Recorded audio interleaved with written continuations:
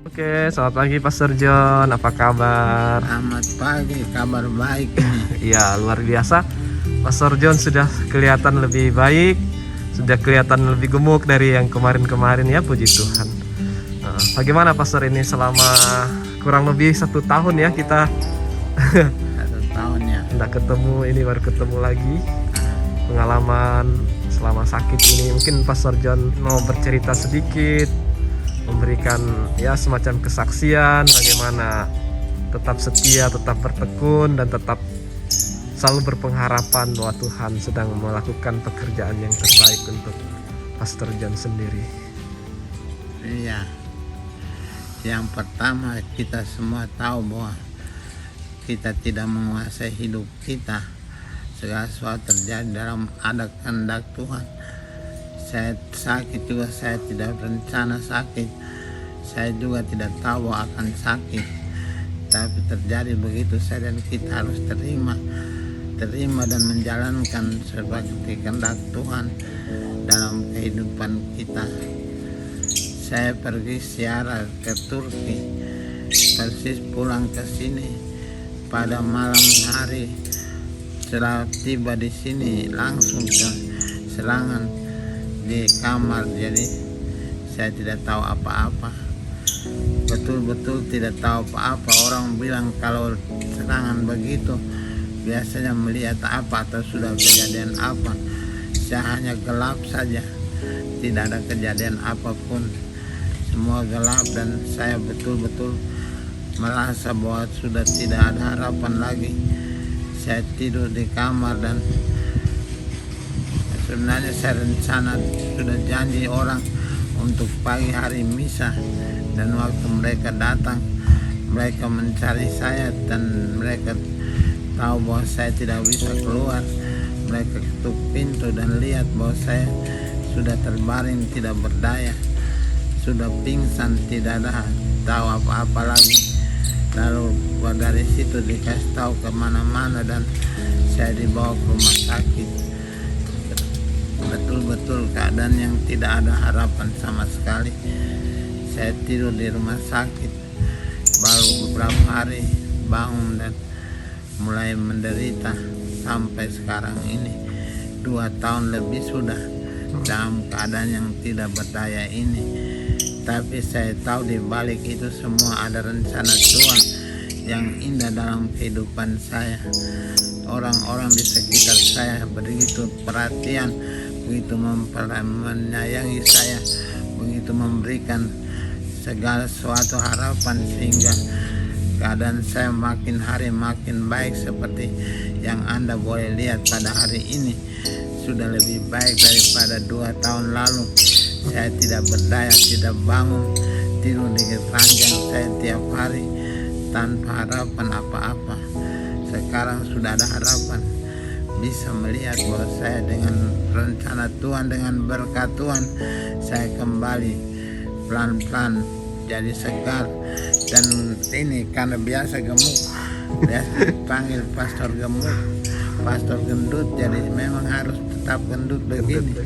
Tapi ini tidak bagus untuk kesehatan. Walaupun demikian, hari kemarin masih pergi periksa ke laboratorium dan belum ada hasil. Besok mungkin baru hasil keluar. Saya tahu bahwa semua baik saja, keadaan badan baik, kesehatan baik, dan siap untuk melayani Tuhan dan umatnya dalam gereja seperti misi dari MSC, membawa hati kudus Yesus, cintanya sampai ke ujung dunia. Dimanapun ada orang, mereka harus kenal bahwa Yesus mencintai mereka. Saya mencintai orang-orang, dan dengan demikian mudah-mudahan kasih Tuhan bisa sampai ke ujung dunia itu dengan kehadiran saya di tengah-tengah pelayanan MSC. Ada semoga demikian. Iya, Pastor. Terima kasih untuk kesaksian. Terus kira-kira Pastor mau berpesan apa untuk umat, teristimewa untuk mereka? Banyak orang kan saat ini sedang sakit karena COVID-19 ini. Apa aja yang harus kita lakukan? Sikap iman yang bagaimana yang semestinya dibangun ketika berhadapan dengan sakit penyakit begitu. Untuk pesan pastor untuk umat ya.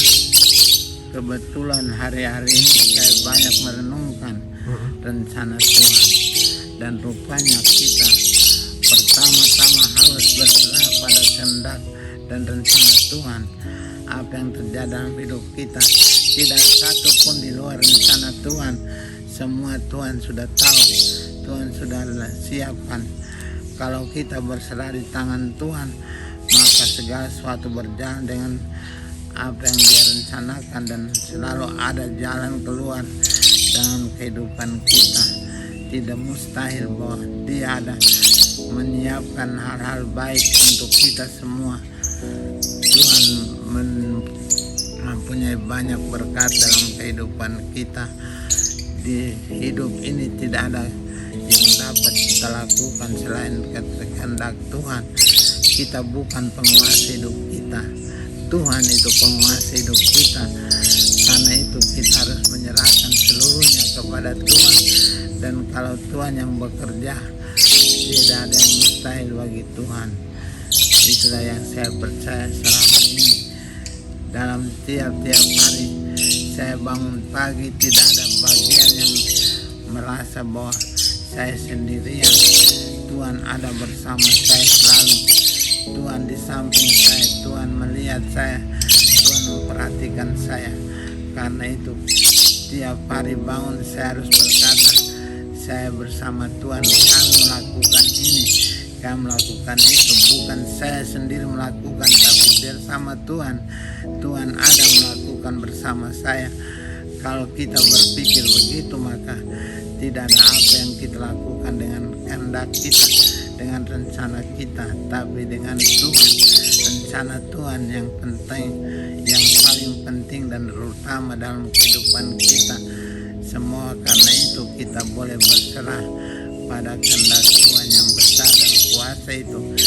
Tuhan itu maha besar, maha kuasa, maha tahu segala sesuatu yang terjadi. Bahkan rambut di kepala kita pun Dia tahu. Satu jatuh saja Dia tahu, apalagi kita ini. Kita manusia tetap menjadi kecintaan Tuhan, sehingga Dia tetap akan memperhatikan kita. Kecuali kita tentang Dia keluar, kita menolak Dia hadir dalam hidup kita, maka Dia akan melipat tangan menyaksikan kita berjalan dengan kuat kuasa kita. Tapi kalau kita serahkan pada Tuhan, maka sekecil apapun keadaan kita, Dia akan bertindak, Dia akan bereaksi pada apa yang terjadi dalam hidup kita. Tidak mungkin Dia membiarkan kita berjalan sendirian. Baca Alkitab, tiap kalimat-kalimat selalu mengatakan tidak pernah kita berjalan sendirian. Tuhan bersama kita selalu. Dia Immanuel, Allah beserta kita, Allah menyertai kehidupan kita. Maka itulah kita percaya bahwa apa yang terjadi dalam hidup kita ini ada rencana Tuhan. Dia tahu semua, maka Dia akan melakukan apa yang terbaik buat kepentingan kita, buat kehidupan kita.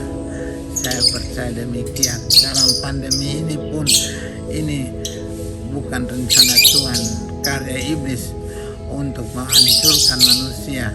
Tapi Tuhan punya cara untuk memberikan vaksin, memberikan obat-obatan, memberikan orang-orang, para perawat, para dokter di rumah sakit itu merupakan tangan Tuhan yang menggerakkan mereka untuk bekerja tanpa lelah, memperhatikan dan mengobati orang-orang yang sakit di rumah-rumah sakit. Mereka itu bukan main. Alat Tuhan, tangan Tuhan, mesin Tuhan yang bekerja untuk menyembuhkan orang-orang. Itu merupakan mujizat. Orang-orang itu adalah mujizat-mujizat Tuhan pada zaman kita ini. Mereka mengorbankan apapun untuk menyembuhkan orang-orang, membawa orang-orang pada kesembuhan dengan alat-alat yang minim, tapi mereka berusaha.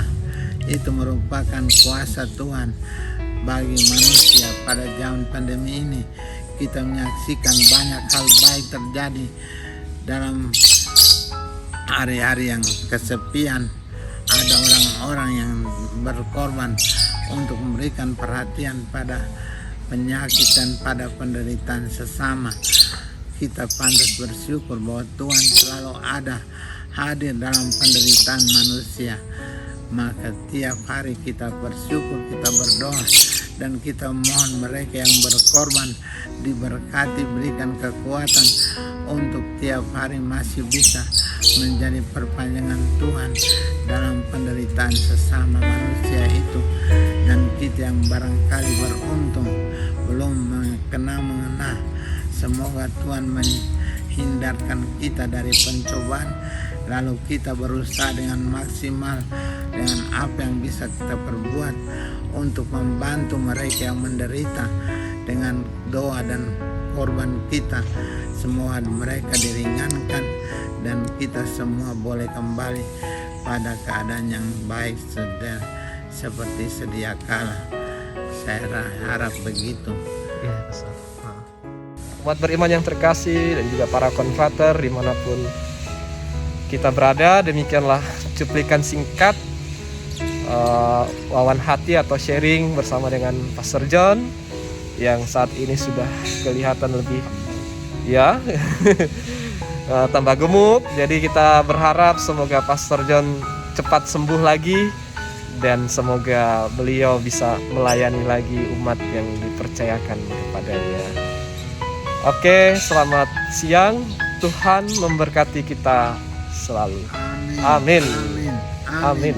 Amin.